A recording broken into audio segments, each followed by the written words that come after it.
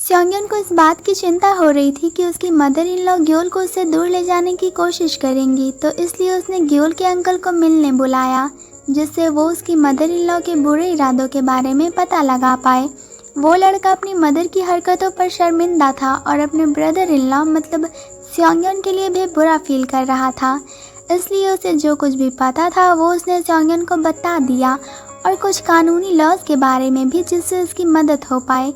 थोड़ी देर के बाद वो लोग किंडरगार्टन पहुंच जाते हैं। सारी प्रोसीजर ख़त्म हो जाने के बाद वहाँ की टीचर स्योंगयन को स्टूडेंट ट्रांसफ़र की लास्ट फाइल भी दे देती हैं कि मैं ग्योल को उसके ब्राइट फ्यूचर के लिए शुभकामनाएं देती हूँ।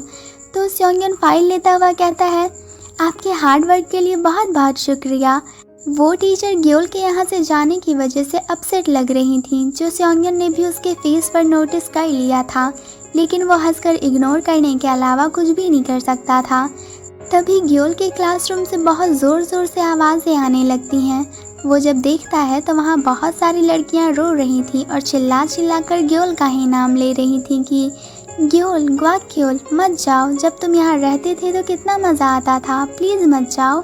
और कुछ ने तो ग्योल का नाम भी लिखा हुआ था, जो उसे आई लव यू भी बोल रही थीं, जिन्हें हम ग्योल की फ़ैन गर्ल्स भी बोल सकते हैं, जो नहीं चाहती थी कि वो यहाँ से जाए। पर ग्योल उन्हें देखकर कहता है, मुझे नहीं लगता कि हम सब एक दूसरे को इतने लंबे समय से जानते हैं या क्लोज़ हैं कि ये लोग मेरे लिए रोएं और चिल्लाएं।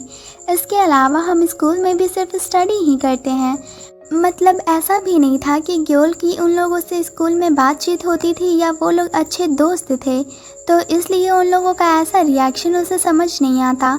वहीं स्योंगयन उसे ये सब बोलने से मना करने लगता है कि आओ चलो भी ग्योल, ऐसा मत बोलो, ये तुम्हारे फ्रेंड्स और क्लासमेट्स हैं, तुम्हें सिंसियरली इनसे गुड बाय कहना चाहिए।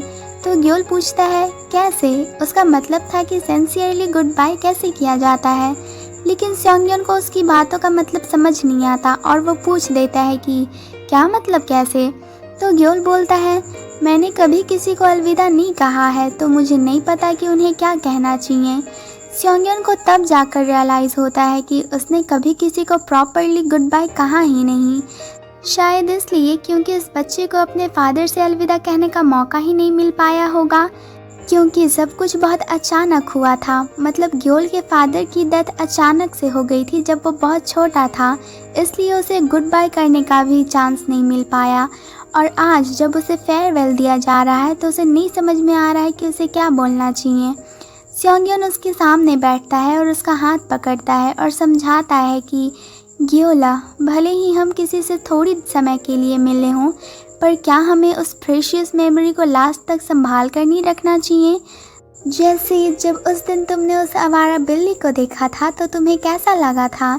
तो ग्योल को वो याद आ जाता है कि वो बिल्ली, मुझे याद है, वो बहुत मज़ेदार था क्योंकि वो देखने में बहुत क्यूट लग रहा था। एक मिनट, यहाँ पर ग्योल ने क्यूट स्योंगयन को देखकर कहा है, ना कि बिल्ली को। वो तो बिल्ली को देख भी नहीं रहा था, उसका सारा ध्यान तो अपने पापा पर मतलब स्योंगयन पर था, जो बिल्ली के साथ खेल रहा था और जो बहुत ज़्यादा क्यूट लग रहा था। खैर, स्योंगयन फिर उस चीज़ को उन लड़कियों से रिलेट कराता है कि जैसा कि उस बिल्ली की मेमोरी तुम्हारे लिए प्रीशियस है, वैसे ही तुम्हारे साथ बिताए हुए समय उन लड़कियों के लिए भी उतना ही प्रीशियस होगा। हालांकि तुम इससे अलग तरीके से भी सोच सकते हो, लेकिन क्या ये अच्छा नहीं होगा अगर तुम्हारे दोस्त तुम्हारे मुंह से गुड बाय बोलते हुए सुने, ताकि तुम्हारे जाने के बाद जब वो तुम्हारे बारे में सोचे तो उनके पास एक हैप्पी मेमोरी हो। तो ग्योल उसकी तरफ ग्लोई आंखों से देखता है। उसे अभी अपने फादर की याद आ रही थी, क्योंकि ये याद उसके लिए बहुत कीमती थी, जो वो कभी नहीं भूलना चाहेगा। वो फिर उन लड़कियों की फीलिंग्स को समझकर उनकी तरफ देखता है और बस इतने में ही वो लड़कियां खुश हो जाती हैं कि ग्योल हमारी तरफ देख रहा है। वो उन लोगों को जाने से पहले अच्छे से गुड बाय करता है, जैसा कि स्योंगयन ने उसे करने को कहा था कि सब लोग रोइए मत, थैंक यू और गुड बाय। यही वो ग्योल के आखिरी वर्ड्स थे, जिसे सुनकर वो लड़कियां खुशी से पागल हो रही थीं और ज़ोर ज़ोर से उसका नाम चिल्लाने लगती हैं कि तुम्हें भी थैंक यू ग्योल और बी हैप्पी, ग्वाक्योल, बाय बाय, हम सब तुमसे बहुत प्यार करते हैं। ग्योल के वो वर्ड्स उन लड़कियों के लिए प्यार भरे दो शब्द बन गए थे, इसलिए वो लोग कुछ ज़्यादा ही एक्साइटेड हो गई थी।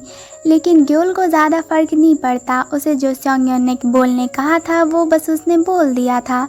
उसे उन लड़कियों की आवाज़ कुछ दूर तक सुनाई दे रही थी, जो उसे अनोइंग लगता है कि क्या उनके जीने का रीज़न सिर्फ मेरी एक झलक देखना था।